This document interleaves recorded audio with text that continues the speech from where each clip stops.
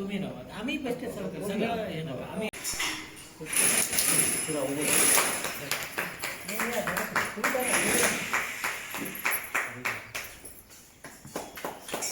उमेश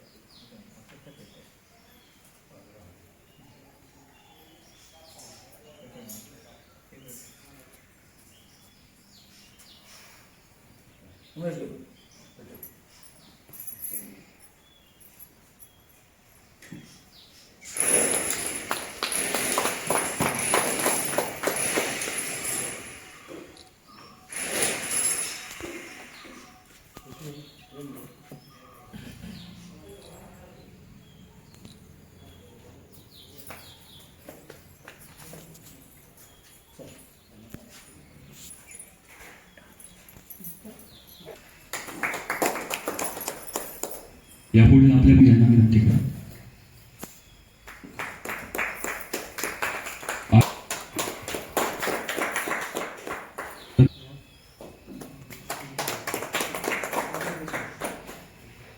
यांचंही त्यांनी स्वागत करा.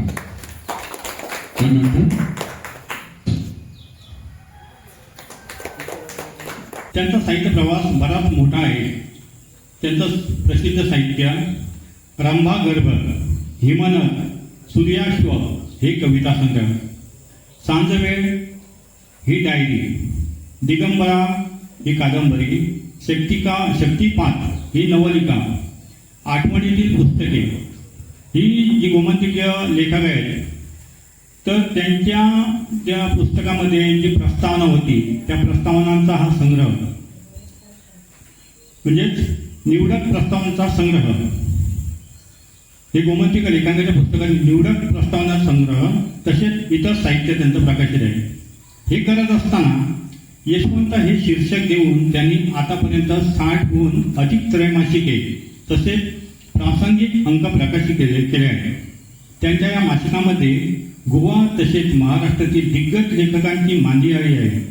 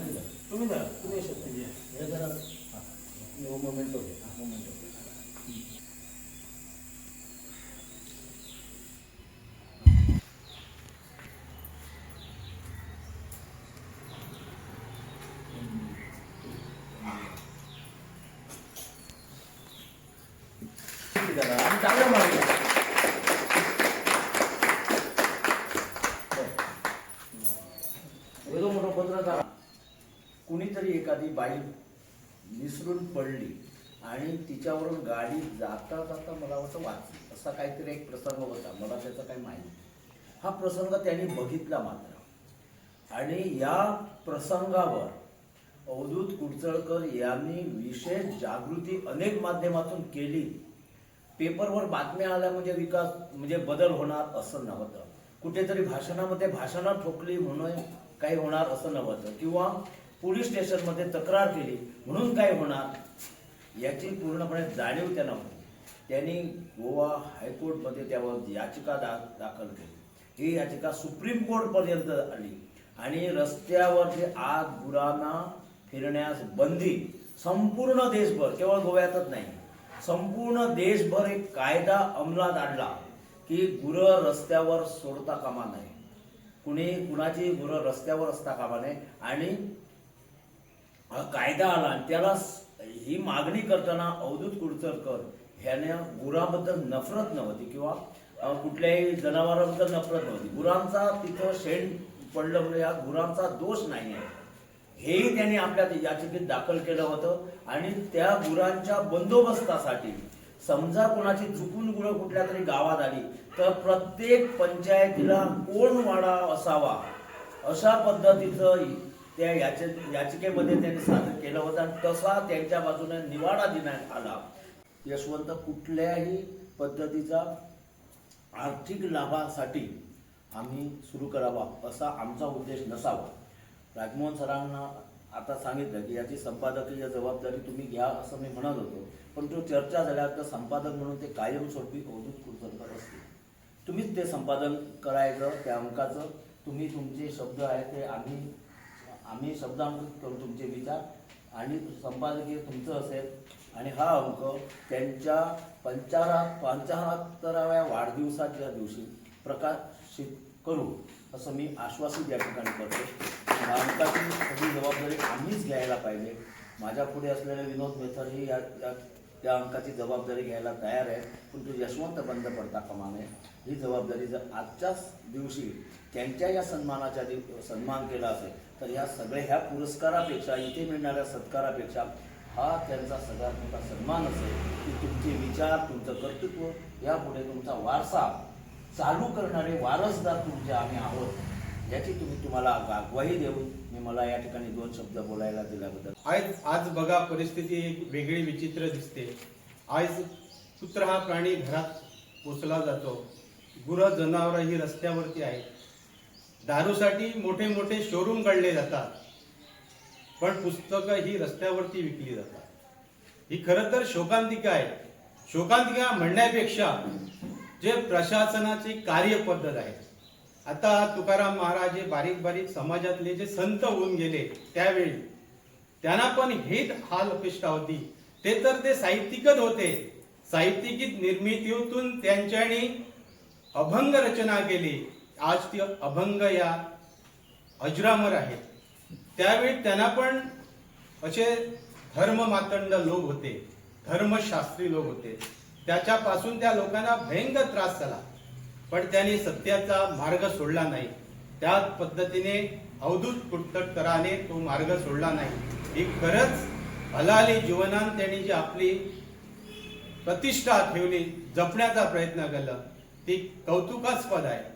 आज सर्वांनाच माहिती त्या पिरियडला तिथे जसं बरेच आपल्यासारखं टीव्ही किंवा हे असं जादा फॅड नव्हतं, त्यामुळे वाचक वर्ग खूप होता आणि त्यावेळच्या कादंबऱ्या आणि अवधूत कुलकर्णींची त्या काळच्या कादंबरीशी जास्त करून गोव्यातील अति साहित्यिक मूल्य जर आपण बघायला गेलो तर ते वेगळं आणि वरच्या दर्जाचं होतं. अवधूत कुलकर्णी हे साधं व्यक्तिमत्व, साधा माणूस, पण जसं त्यांचं वाचन करता करता कळलंय की हे व्यक्तिमत्वच आहे की दिगंबर आहे, उघड आहे, ओपन झालेलं आहे, जे त्यांच्या साहित्यातून प्रतीत होतं. मध्ये कधी कधी थोडंफार लिहिण्याची संधी त्यांच्याकडून मिळाली. या व्यक्तिमत्वाबद्दल फार मोठं व्यक्तिमत्व आहे आणि या व्यक्तिमत्व एखाद्या आम्ही त्याला संकोचित करणं, एखाद्या फ्रेम मध्ये घालणं शक्य नाही. त्याही पलीकडे असं विद्या धन सर्व धन प्राधान्य म्हणतात. ज्ञान हे सर्वश्रेष्ठ ध्यान आहे असं आम्ही मानतो. त्या ज्ञानातलं साहित्य रूपी कायम यशवंत रूपे राहणार असेल तर अवधूत कुलकर्णी आणि अवधूत कुलकर्णींचं साहित्य वयाची 75वी त्यांनी पूर्ण केली. आणि मला एक गोमंत साहित्य सेवक मंडळाचा मी कोषाध्यक्ष म्हणून राज्य पातळीवर पोहोचलो, पण आम्ही घडलो इथूनच आणि कुणी आम्ही घडलो तुम्ही घडाला म्हणणारे अशा प्रकारचं साहित्य घेऊन आम्ही पुढे गेलो. आणि मला वाटतं आम्हाला किंवा मी एकटा म्हणू शकत नाही, आम्हा सर्वांच्या मनातल्या ज्या भावना होत्या त्या उमेश भाईने आताच तुम्हाला सांगितलं. मी तिथं खोलवर जात नाही की आम्ही ठरवलंय निदान त्यांचं जे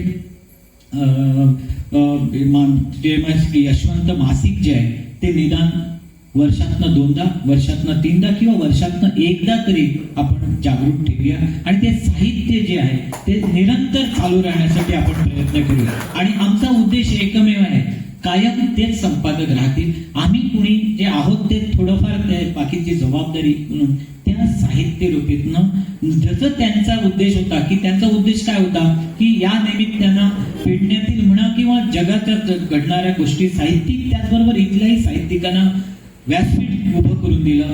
जगाच्या कानाकोपऱ्यात आपलंही दर्जेदार साहित्य पुढे येण्यासाठी त्यांनी प्रयत्न केला. आपणही त्यांचंच पावलावर पाऊल ठेवून त्याच मासिकातनं होतकरू अशा नव्या साहित्यिकांना आणि अनुभव म्हणून त्यांचंही थोडंसं साहित्य त्याच्यातनं आणून आपण पहिलं त्यांच्या वयाची 75वी आपण मोठ्या यांना साजरी करूया आणि त्या निमित्तानं ते मासिक आपण पुन्हा एकदा यशवंत जे कायम यशवंतच राहतील. कारण आज अवधूत कुलकर्णी सर त्यांच्या वडिलांच्या जसे यशवंत आहे त्यांचं साहित्य यशवंत आहे. कारण मी तुम्हाला तप्त डांबरटिया एकच कविता जी 10वीच्या विद्यार्थ्यांना आहे अशा अनेक कविता त्यांच्या विचाराधीन होणाऱ्या आहे. आणि पण मी इथं लहान असताना मी माझ्या वारकडीला मी होतो त्यावेळी मी सगळं घडलं आहे ते पाहिलं आणि नंतर मी त्यामुळे मी थोडं लिहित होतो. माझी आई होती ते मला सांगायचे असं